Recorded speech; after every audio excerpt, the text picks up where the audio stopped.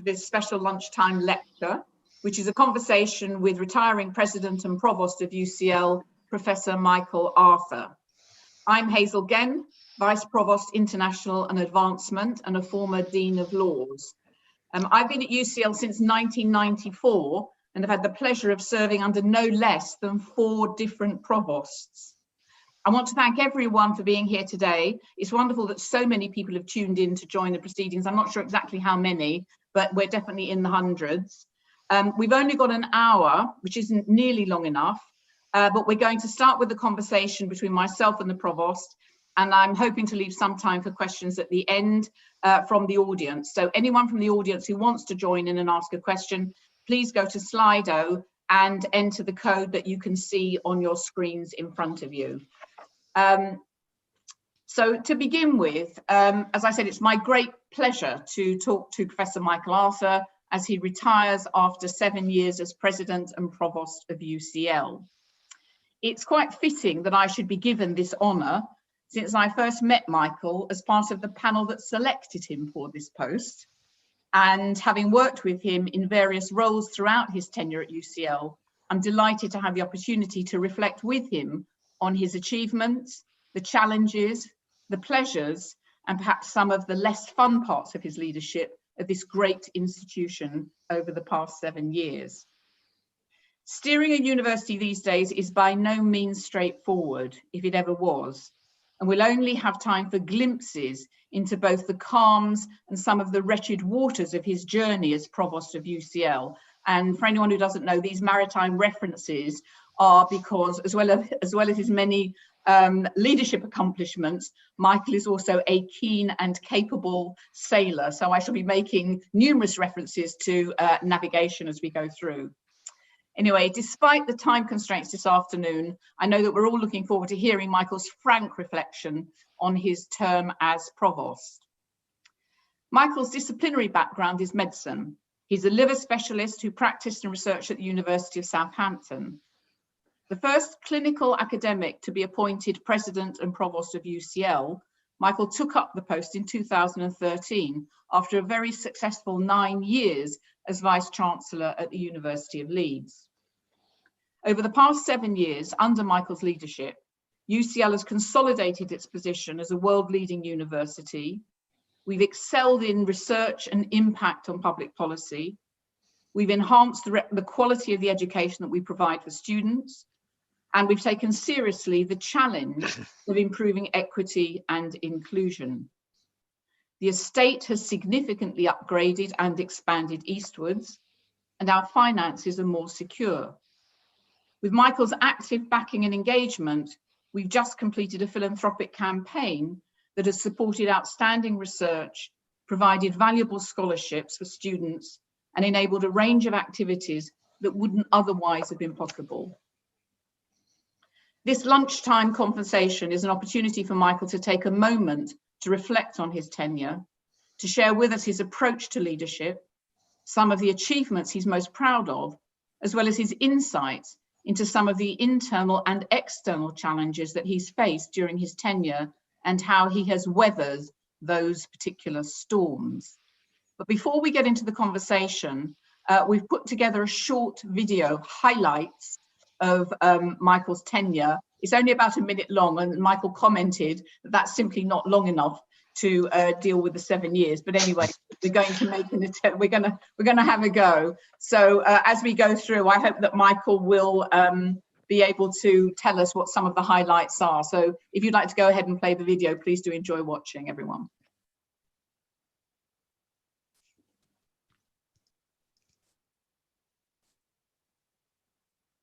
So I don't know if you can all hear me, but this is slightly embarrassing because I may not recognize the events.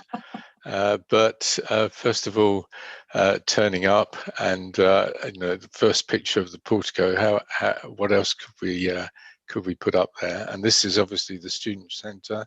This is me meeting the mayor around UCL East. This is a big hole in the ground that Anthony Smith was largely responsible for, but he filled it in with a very, very nice student centre. I've always wanted to sit in the big digger. The laws faculty just before that, in the labs, etc. Oh my goodness, this is that last one was in San Francisco of places, and here's some of the improvements to the estate, and a huge donation from Kathy Lee in Hong Kong. That was West Ham Football Club. We should have been showing Tottenham Hotspur, but it is of course the site of UCL East, and here I am with Victor Chu, who eventually became our new president and chair of council. And this is unbelievable. That was a great big dance party that the Shanghai Alumni Club put on.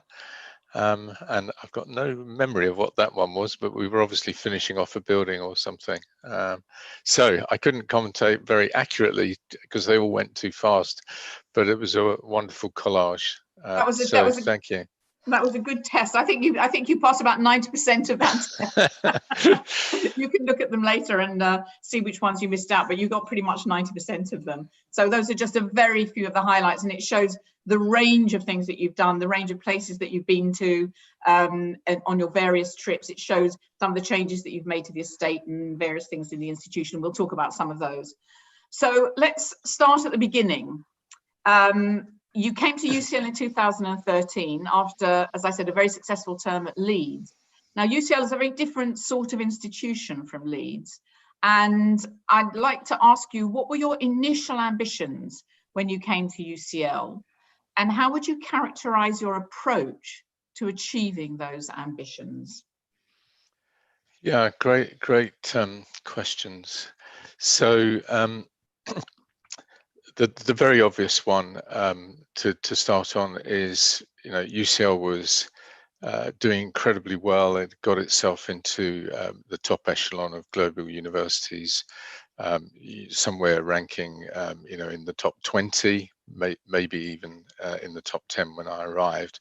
And one of my big ambitions has been to make sure that we stay there, and therefore, put everything that's academically important behind that, and make sure that we're fit for purpose for that eventual destination.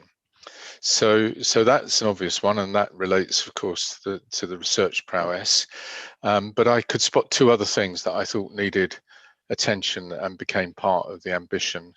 One was my personal view was that the student experience and student education was taking too much of a back seat in comparison with the research, and I was absolutely determined that we had to turn that around.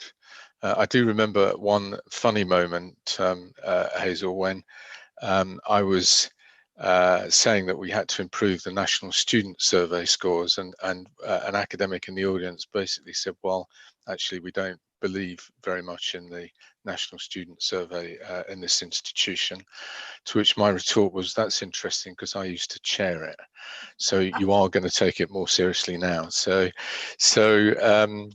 that was good. And then the other obvious thing that needed sorting out, and you could spot this from Leeds very easily, just looking at equality, diversity, and inclusion. And you'll remember this, Hazel. The senior team at the time when I interviewed, I think, had only 2 women on it out of 17, and you were one of them. Maybe it became 3 as I joined. So it was you and Mary Collins and then Mary Fulbrook. And I just thought that we absolutely had to sort that out. So what's my style in all of these issues? Well, I think everyone knows that I like things to be out on the table, no matter how difficult they are. Equality, diversity, inclusion, I think it's really, really important that we acknowledge that we had a big problem, and that we had to do something about it. And it wasn't easy to say all of that stuff. I even remember using the words institutionally racist. But the fact that we were prepared to get things out on the table, and then agree that they needed to be sorted out, I think has been fundamentally important. And in terms of further aspects of style, very much one of teamwork. I like to surround myself with people who are much better at their specific role than I could possibly be. so that you've got the team who can deliver on all outcomes necessary. And then also, you know, open, consultative, and interactive with the entire university community. And I think I can point to exactly that as we formulated the strategy UCL 2034. Of course, the deans and the vice provosts, myself, members of council, were heavily involved in the initial thinking and the drafting, but we did open it up very widely to the student body, to the entire university community. It was presented at academic board on several occasions, and we took pretty much a whole year in that consultation, and I felt that was terribly important. If you'd like me to self-criticize, I think we should have done even more than that, and we should have continued and had a program of reiterating the importance of the strategy over, you know, probably over the whole 7 years to a much greater extent than we've done in recent times. But in line with the amount of work that we did on consulting about the strategy back at the beginning. Great. I'm going to come back to management challenges a bit later on, but I want to pick up on a couple of things that you mentioned on the EDI front. You made the point that it was important to acknowledge the problem and agree. And I know that you've made strides in increasing diversity in our leadership, and we've also launched the Let's Talk About Race and Racism. Do you want to say something about that?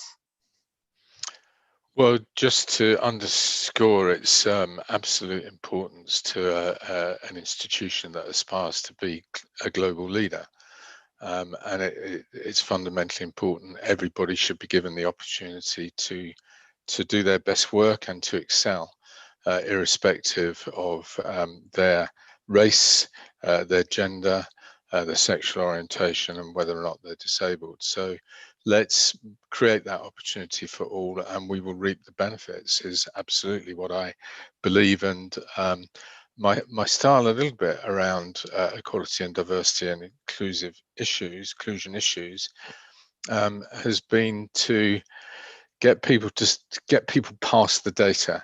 So what lots of people do is spend a lot of time, you know, looking at data, identifying the problem, and to my mind, the problem's obvious. And yes, of course, we need a bit of data behind it, but let's not get besotted by the data. Let's actually make up our mind that we've got a problem, make up our mind about what we're going to do about it, be bold in bringing forward potential solutions, be prepared to make mistakes, but for goodness sake, get something done and try and make a difference. And I suppose the two most recent things I've been dealing with that are in that vein are the denaming of the Gordon and the Pearson laboratories after the eugenics inquiry. I suppose even setting the eugenics inquiry up in the first place wasn't an easy issue. And then the most recent thing, Hazel, which you've helped with, is the apology which we're about to publish about our history of eugenics, and, you know, action. Let's add in the Sarah Parker Redmond Centre as well. So we have done things whilst other people have talked about them. But it's still a work in progress. Huge work in progress, and it will be for a very long time. I mean, you've got several hundred years of colonialism to undo, basically. And if you were staying on a bit longer, is there a particular thing that you would push forward? Well, I think I'm heavily influenced by recent events like Black Lives Matter. So I think we need to push a lot more and do positive things for our Black students and for our Black members of staff. And that's not to say that other aspects of minority ethnic background are unimportant. It is to recognise that there's a specific and detailed and complex issue surrounding our Black students and staff. Okay. Can I just pick up on something else that sort of came into one of the things that you were saying, is that one of the things that I've noticed is how collaboratively you've worked with our students, the extent to which you've drawn them into decision making. And that is very much to do with you, down to you. Do you want to say a little bit about that and how you found that, how you've managed that, and how you feel that's contributed? Yeah, I'm not sure it's all down to me, by the way. I think Anthony Smith and his team take a huge amount of credit for setting the scene for this, and getting it all going. And of course, it's come to a head a little bit with COVID, and lots of change therefore, and lots of need to interact very carefully with the students through the Students' Union, and also the STAR representatives around the institution. And I've just got a simple thought, Hazel, which is, well, why wouldn't you talk to the students? It's their university, it's as well as the staff's, and they're facing the same set of issues. In fact, many of them, particularly the first years, are facing even greater complexity, having had their the last year of their schooling and their examinations completely disrupted. So why wouldn't you talk to them and involve them? And I hope we learn the lesson of COVID, bringing the students right into the decision making, giving them responsibility. They've accepted it and they have truly excelled. And the lesson there is for the post-COVID period. Let's keep that that amount of communication up, and let's involve them. Let's get them understanding, watching and seeing the loop close, that when they raise issues about a course and they want things improved, that they see the process by which that's dealt with, and they see the eventual decision, and they see that they're being listened to. And so involving them deeply and widely around the institution, I think, is something that we have achieved, and something that we have to continue to support heavily. Well, it's certainly something that I have really noticed is very different. That's something that's changed and has been very different, certainly over the last few years, which I think is great. I'm going to come back to COVID later on. We can't escape it, but I want to move on to something else. Something else I just wanted to ask you about, in terms of your commitment. One of the things that's interesting has been your interest in and your kind of commitment to the promotion of philanthropy and volunteering and alumni during your period at UCL. I mean, we've just closed down a very successful campaign, which we'll be celebrating, I think, next week or in a couple of weeks' time. No, next week. But I want to talk to you about why you feel that's important and why you were prepared to give so much of your own time to that.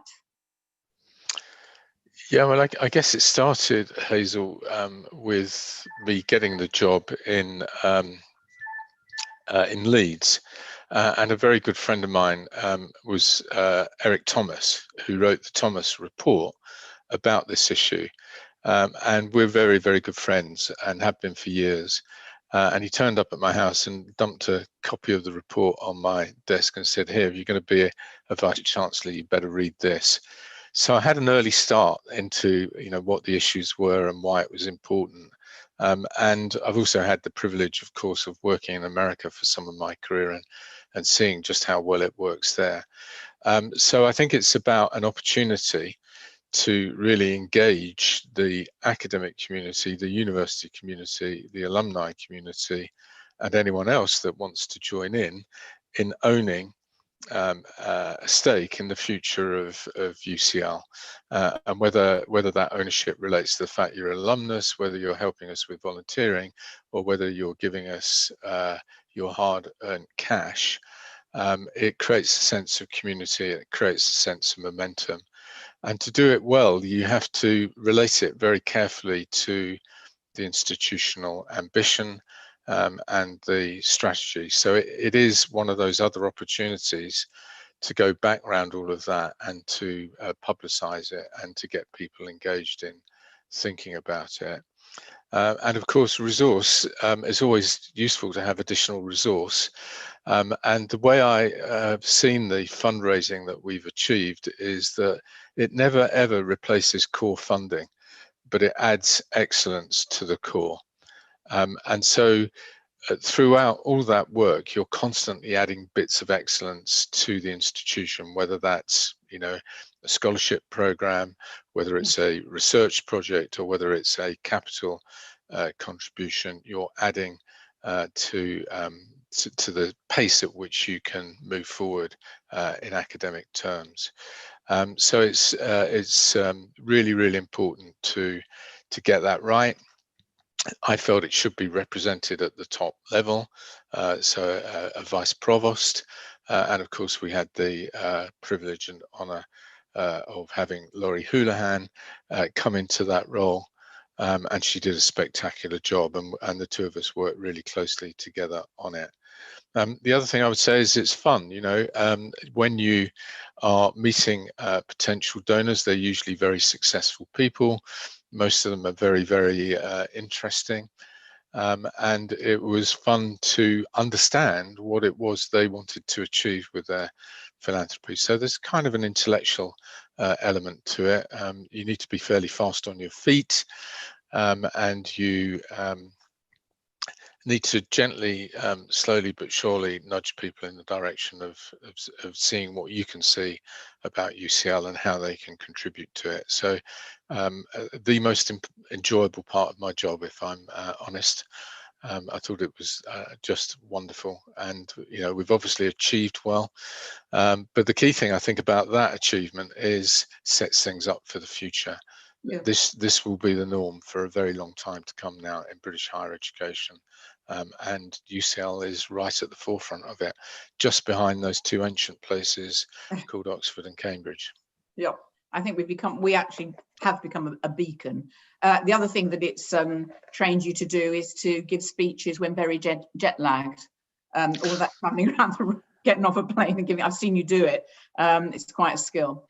But I know we're not supposed to talk about COVID yet, but one of the biggest differences for me is that I've had 9 months solid now without being exhausted, without having to catch up with days of work because I've been away, and without jet lag. So it's been quite a noticeable difference.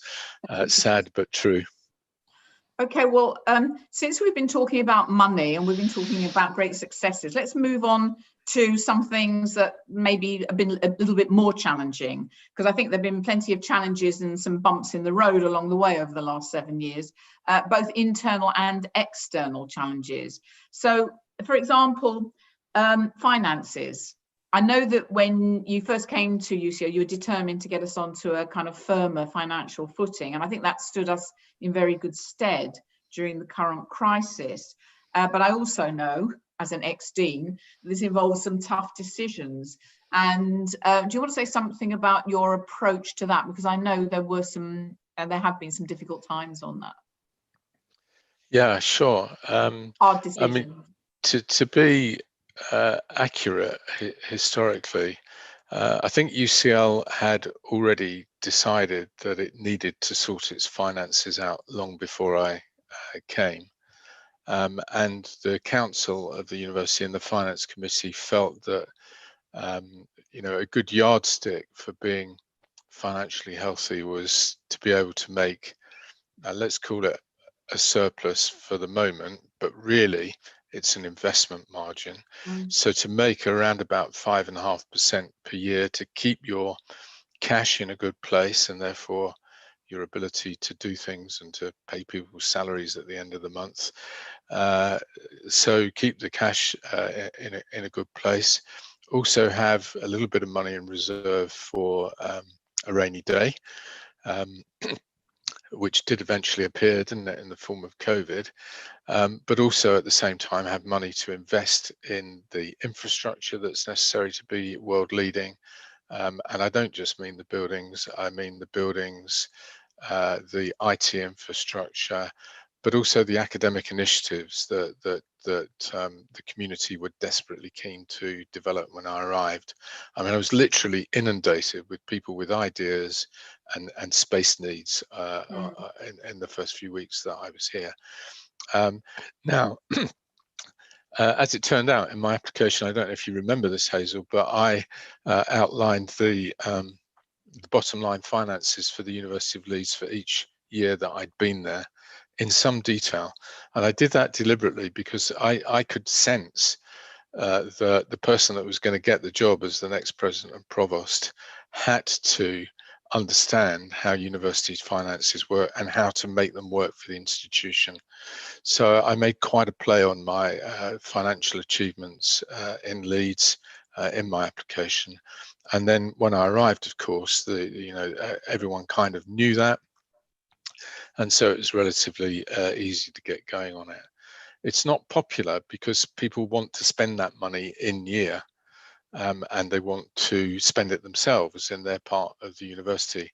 The thing about the surplus is it comes back central and it's permissive for the centre of the university to make bigger and highly strategic developments. And that's precisely what we've done. We took some flack for it. There have been some difficult moments, but I think everyone kind of gets it now that they've seen the fruits of getting it right in terms of the buildings. The IT infrastructure that we now have still needs to improve a lot. It is improving, but it was in need of a lot of investment when I first arrived. And also we've seen, some really interesting academic developments, Institute of Global Prosperity, the Institute of Innovation and Public Policy are a couple. There are some new ones developing, the Global School of the School for the Health of the Public. Let me get the name right, otherwise Graham will never forgive me. And the Institute of Maths and Stats, and then the School for Economics and Public Policy. So, you can't do those things without having some cash in the background, and that's really what the 5.5% was about. And we got there. It was painful. I remember some interesting moments with deans. I do remember threatening to cancel Christmas on at least one occasion because I couldn't get the deans to agree the budget.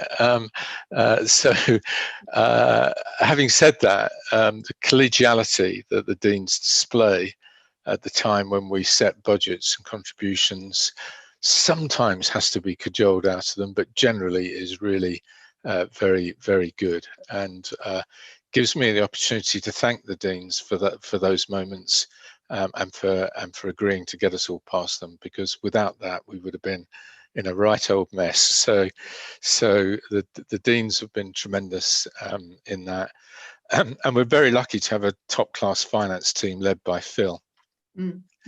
So they've made it easy, and hopefully I've made it a bit easier for them too. So yeah, really important to get the money right. In any leadership position, if you don't get the money right, you're not going to be a leader for very long. Well, I certainly think in the current crisis, we went into this. We are going to come back to COVID, but I think we went into the storm in a better position than some other institutions, and I think that has indeed stood us in good stead. While we're on challenges, you mentioned earlier that you've got a kind of very inclusive management style, but there have been criticisms that UCL, actually in common with many other universities, has become too managerial. How would you respond to that? How have you responded, and how would you respond to that? Yeah, so I think I was asked this question even before I started the job. And what I said at the time is, if you can show me an institution that's as successful as UCL, where there is no managerialism or no management even, I'll happily go and learn the lessons. And part of my response, therefore, is some degree of managerialism is important. And I would go so far as to say essential when you're running an organization that has a turnover of 1.6 billion, and when you're effectively responsible for the livelihoods of 14,500 members of staff, And that's a real issue. I feel that personally. If I get it wrong, a lot of people are going to end up in difficulty. So there's a huge responsibility, and of course responsibility to make sure that the students get well educated and get a good start in life, and hopefully all of them get a good job. So I just don't think you can achieve all of the above and be world leading without some degree of management of the organization. So what one then tries to do is to devolve that as far down the tree as you possibly can. I've always, as part of my management style, had a kind of principle behind it of what I would call earned autonomy. So if we give you a budget and we give you responsibility and you discharge that admirably, and your staff are happy and your students are happy and you're doing well in your research and your education is brilliant, then I should absolutely just leave you alone, and I do. It's only when we've got issues that aren't working properly where we feel the need to intervene. And I'll come back to education. When I first came here, I think we were at risk, by the way, of failing our quality assurance. Anthony Smith and Durfel and Wendy and Claire Gowdy helped with pulling us out of that fire. And then, of course, we had repeated problems with the National Student Survey. So we introduced an intensive ASA to really try and emphasize to people just how important this was. And slowly but surely, we have turned that set of issues around. So, sometimes you need some managerialism to keep the place very high quality, very high standards, and give it the opportunity to fulfill its true potential. And I think we've made a great start. I think it started before me, by the way. I think Malcolm did a good job. I think we've made a further progress, but there's still a long way to go. And it's a balance. To be right at the top forever. And we're there and we're doing well, and we've stayed there for quite a while now. But it's not a given. We have to earn our place there, and we have to earn it through high quality activity in research and education and enterprise and innovation. And if we get that right, we'll be one of the best universities in the world, on the tip of everyone's tongue, alongside Harvard and Stanford and Oxford and Cambridge, and that's a great place to be. Indeed. But thinking still about challenges that are facing us, there have been, I think, probably increasing difficulties in the higher education sector in general, and some challenges in dealing with government. What's been your experience or your approach to managing all of that? Yeah, well, it's been a period of incredible change, hasn't it? And we are no longer a government-owned public university. We're an independent organisation, with a huge amount of public money, for which we are publicly accountable. So a careful interaction with government is an essential part of being a Vice Chancellor. I've literally just been chairing a meeting for the Russell Group with the Minister from Bays, Amanda Soloway, about association to the European Union, and about the spending review. So there are constant meetings of that nature where you have to conduct yourself appropriately for the best interests of your institution. And that sometimes means standing up to government a bit. So one tries not to do that too openly in the press or anything, but behind the scenes, you do need to be brave enough to have frank and robust discussions with ministers. So that's the first thing that I would say. I guess, the whole funding of higher education has just changed totally since I first became an academic. And that, to an extent, creates that set of market forces. There are many of us that wish that it wasn't like that, but it was quite literally the only way to keep the sector alive when fees were first introduced by Tony Blair, if you remember, back in '97, and then of course serially increased, and that is the lifeblood of the sector. Without that student fee income, UCL wouldn't exist. I don't know if most academics have thought about this, but something like 60% of your pay packet relates to teaching the students and the tuition fee income, whether it's home or EU or international. So, those are just facts. We have to live within that regime. One can try and improve it, bend it for the positive, try and keep the students to the forefront of that, support them in their attempts to increase the threshold before they pay back, et cetera, to get it all to work. So it's been a complex, very difficult period. We're not out of the woods, are we, on the funding of higher education? The £9,250 is not being inflated each year. However, our bills are being inflated, and obviously we've got the pensions background as well, another set of difficulties to sort out. So a very, very elaborate, complex system, but one that is unbelievably successful internationally, and we mustn't forget that. No, but to add to that, which you didn't mention, was the Brexit factor. Yeah. Oh, gosh. among the many things that you've been facing in recent times, Brexit, is that, well, how much of an issue is that? It's been huge. It's been absolutely massive. And of course, I've been President and Provost for 7.5 years now, coming up. And for 4.5 of them, I've been dealing with Brexit and its consequences. So I think our response when it first all happened, which was to reassure all of our European students and staff, I remember making a video. I remember two things about the video. One was that it went down extremely well. It was probably the smartest thing I've ever done, was to make that video very quickly and get it out there to our European students and staff. And the second thing I remember about it was the one that went out was take two. Take one was perfect, and just at the last second, someone wheeled a great big bin full of rubbish past the microphone and wrecked the whole thing.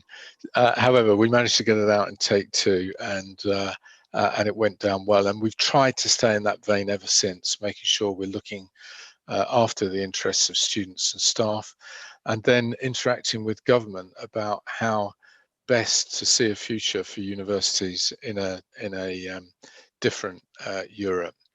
And that work is still ongoing. In fact, I was on the phone last night on exactly that reason, because it is with our negotiating team today that there's some new suggestions about how we might still associate to Horizon Europe. So I'm ever hopeful, and it was also the topic of discussion with the minister just now. So 4.5 years in, it's still going. I think I didn't think there could ever be anything worse than Brexit, and then COVID came along. So COVID has, of course, occupied us even more than Brexit. This is a perfect segue into my final question before I open it up for discussion. But I do want to say something about this, because I think this has been really important. We can't leave it out. It has been an unbelievably challenging time. It's been an extraordinary time. People probably don't know that sort of throughout, I don't know, bits of March, April, May, you and your senior leadership team are meeting, I mean, quite often 7 days a week at 8 a.m. in the morning. This was just all consuming, and it has presented extraordinary challenges, questions for which there are no clear answers. And UCL took a somewhat different approach to some other institutions. And I would want to say that I think that it has probably left us in a better place with both staff and students. You know, we can never say it's all done and it's perfect, but in a better place than some other institutions have found themselves in. And I just want to give you an opportunity to talk us through your guiding principles for navigating us through that storm. Note the maritime reference again there. But I do believe that, of course, there were joint decisions, there were leadership decisions, but I think I said this to you once, that it was kind of values and principles that you expressed that helped to guide the decision making. And do you want to just say something about how you approach that? Because none of us knew the answer. None of us knew what was the right thing to do. We couldn't know. Yeah, well, let me start by just saying that I was literally in New York when things really took off back at UCL. And I do want to thank Anthony Smith for really grabbing hold of it and in the short while that it took me to get back to London, alongside Fiona Ryland. They really grabbed hold of it and dealt with a very acute phase. And in a strange sort of way, the journey gave me loads of thinking time.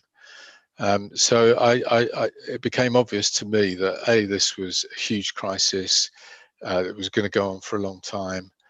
Certainly the whole of the rest of that academic year and into the next, which is where we are now. And, you know, I think we all feel, even with the vaccine, we'll still be dealing with this through into the beginning of the next academic year, at least. So to have some guiding principles was fundamentally important. And I think the early actions that Anthony and Fiona took were a good sign. And that's kind of where we started. So what have they done? Well, they went for safety first.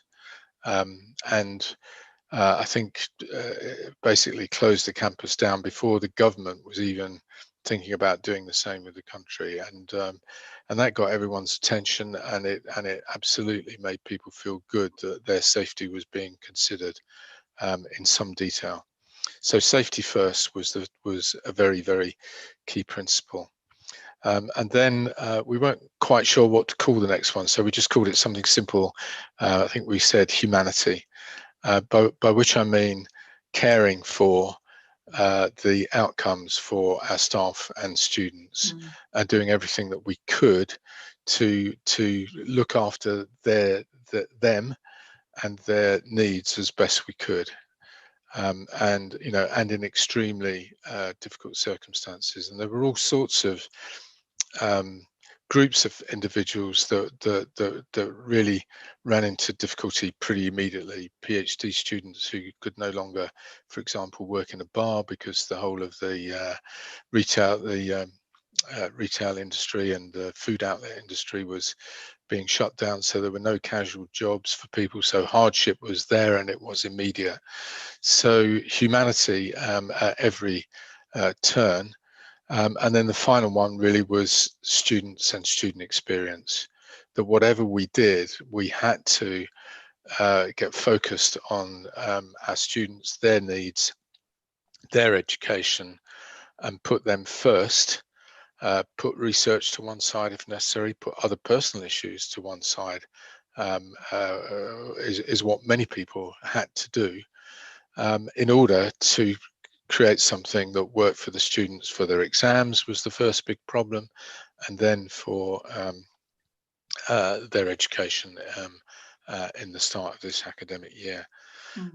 So those principles were great. Huge team effort from every member of staff in the institution, and professional services staff as well as academic staff. But the academic staff, of course, had to learn a lot, they had to change a lot, they had to update a lot, they had to work really hard. They're having to double teach on some occasions, sometimes more than that, and the collegiality and the willingness to put the shoulder to the wheel has just been phenomenal. And it's all of those things that have got us to the point that we're not quite out of the woods, but we're certainly in the first significant clearing, and that wasn't a sailing analogy. So you know, we've got there. We're in week 8 of term. You know, we've got good finances. We've got good student recruitment. In fact, we've over-recruited in some areas.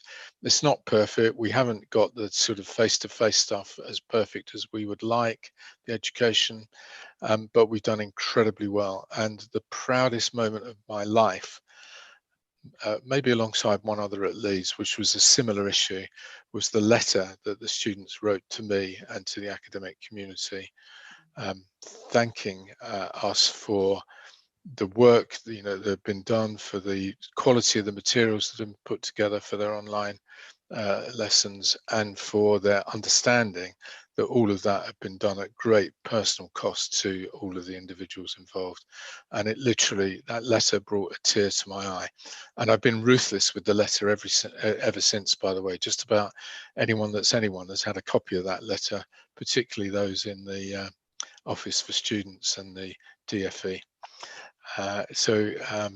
So everyone that reads that letter just can't believe that we've been able to create that feeling amongst the student body, and I'm so proud of that, and so proud of everyone that's contributed to it. So huge thank you. Yeah, I think it's absolutely it's the most wonderful letter and the most wonderful tribute to the decision making that took place over COVID.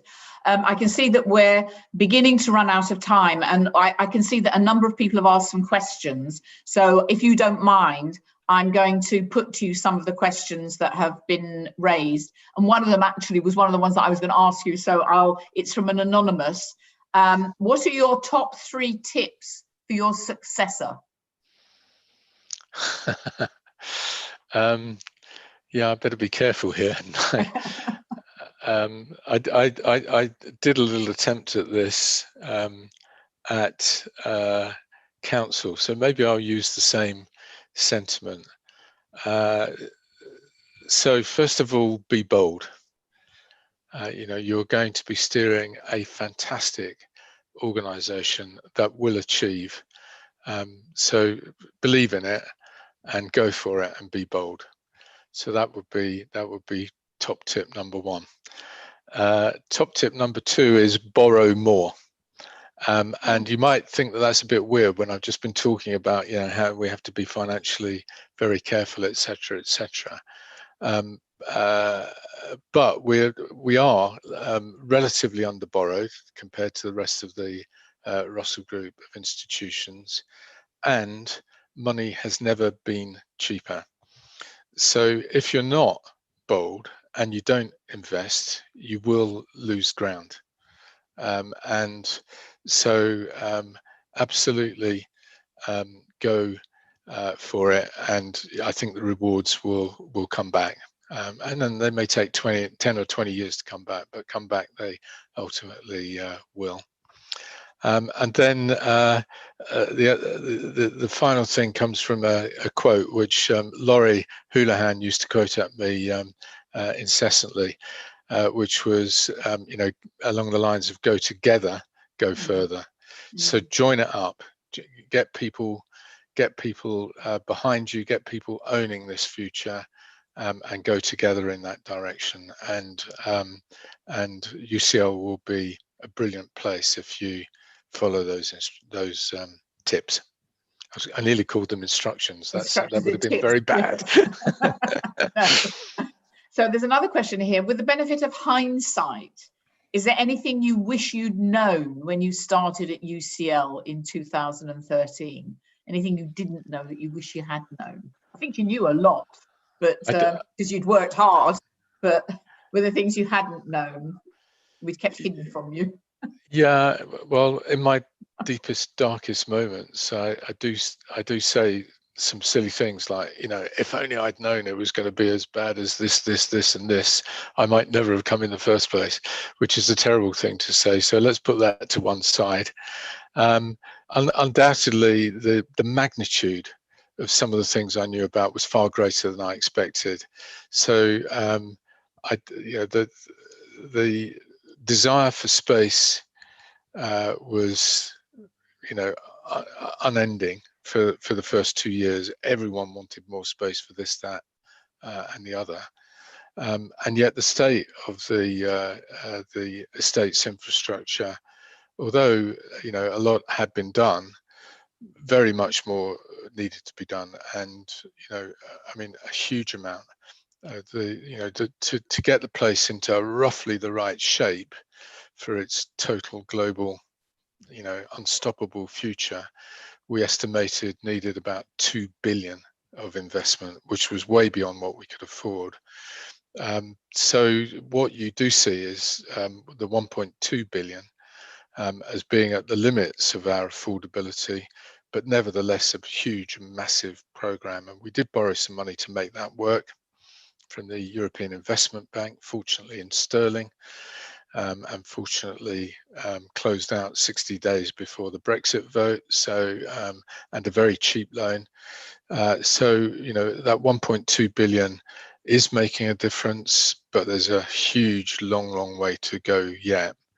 And then I guess some of the other things were that I hadn't appreciated the student expansion before I arrived and the relative flattening off of staff of professional services. And I think that got a bit out of sync. And therefore, I think the professional services were struggling because they weren't being resourced well enough. And that caused a number of problems. And the extent of those problems through the professional services was much greater than I'd anticipated. And that's not to blame them. I do think that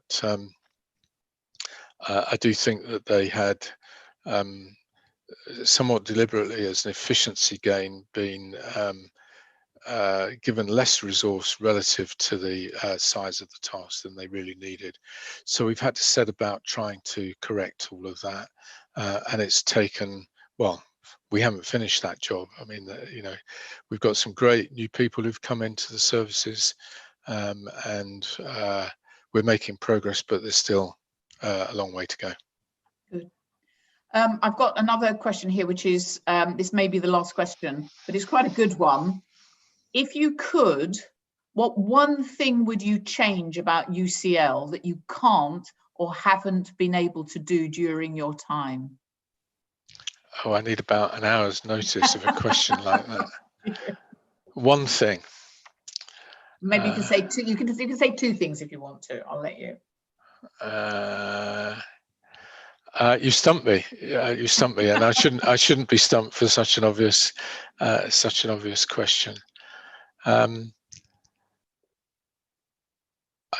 There's some things I'd like to see. I'd really like to see better communication through the organisation, and that's not to say that this is down to comms, because I actually think they've done a brilliant job, and they've done a spectacularly brilliant job throughout the whole of the COVID crisis. So much so people outside the organisation comment to me. But the sort of natural layers of communication that any big organisation has to deal with, and how you get the key messages to permeate through those layers, and just as importantly, permeate back up.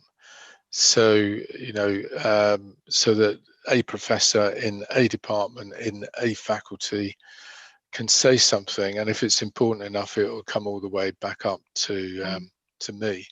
If we could get that interpersonal communication and the listening that's necessary in both directions right, that would be a big hit. That would be a big gain. And if I could wave a magic wand and change that overnight, I'd be delighted. And then my second one, yeah, because I'm on a roll now, I could probably think of about 10. The second one is, let's all remind ourselves that we're a single institution and university community. And when the place is under pressure, you do see the academic professional services divide open up. And I've fought all my life to make sure that that gap stays closed, in anything that I'm working in, because we're all here for the same reason. We all believe in the future of those students and the benefit of our research to the world, and we're all working together to that end, and that's just as important to the people that work in our professional services as it is the academic community.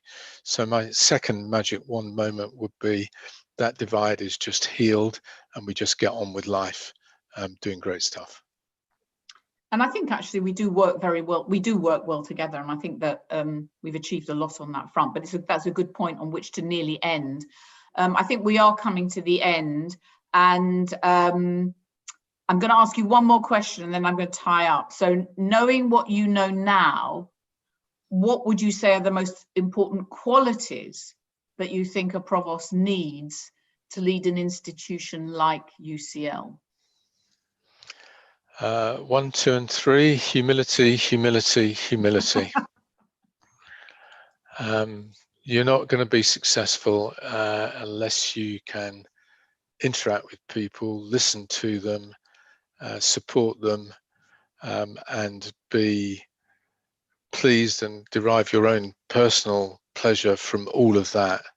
And don't try to be Mr. Big. So humility, I think, is a fundamentally important characteristic in any leader. And something which I think you have demonstrated throughout your 7 years. So I heard someone describe 3 qualities that sum you up, and I couldn't remember who said it, and it wasn't me, but somebody said this, and I think that these are absolutely correct. They said that the qualities that sum you up are resilience, integrity, and authenticity. And having worked with you for 7 years, I think that that characterization is absolutely correct, 100%. The only thing that I would add to that is also good fun. You're actually very good fun too. It's been a privilege to work with you. And on behalf of all of UCL, I want to thank you for your service, your dedication to the institution, and for guiding us through some very difficult times to leave us in a strong position for the next phase in UCL's history. And we've heard a little bit about some of how you've navigated some of those difficult times. We wish you well in your retirement, success in whatever roles you next take on, and many happy hours sailing with Liz, Arthur, your wife, and spending time with your family and your new grandchild. And of course, another thing that people may not know, supporting Spurs. You're going to have much more time to do that these days. It's been a pleasure to work with you, Michael. And again, to thank you for everything that you've done for UCL. And if it were possible, and I'm not sure, I don't know whether it is, I would like to get everybody to join me in thanking Michael Arthur for all that he's done for UCL over those 7 years, and to wish you well for the future. So this is my clap on behalf of the apparently 131 viewers that are watching. Thank you so much, Michael. I don't know if there's something else that you want to say. Well, I think I'm going to carry those words with me for the rest of my life. Resilience, integrity, authenticity. Those are wonderful words, and I'm deeply honoured to receive them, if you like, and to to hear that that's what people think about me is just amazing. And then the final thing I want to say to the entire UCL community is both thank you for a great 7.5 years. I've really enjoyed every second of it, even the difficult stuff. And absolutely good luck to all of you. It is a great institution. I am desperately keen to stay involved in it. I am led to believe I might be offered an emeritus chair. And so, don't be overly surprised if you see me at the occasional celebratory moment or elsewhere. But a huge thank you to all of you for everything that you've done for me and everything you're doing for UCL, and really good luck for the future. Thank you. Thank you again. Thank you for everything. Hope you do get, I'm sure you will get the emeritus chair. And thank you to everybody else for listening. Good luck. Have a good rest of the day, rest of the afternoon. Many good meetings. Bye-bye, Michael. See you later. Thank you then. Bye-bye. Bye-bye.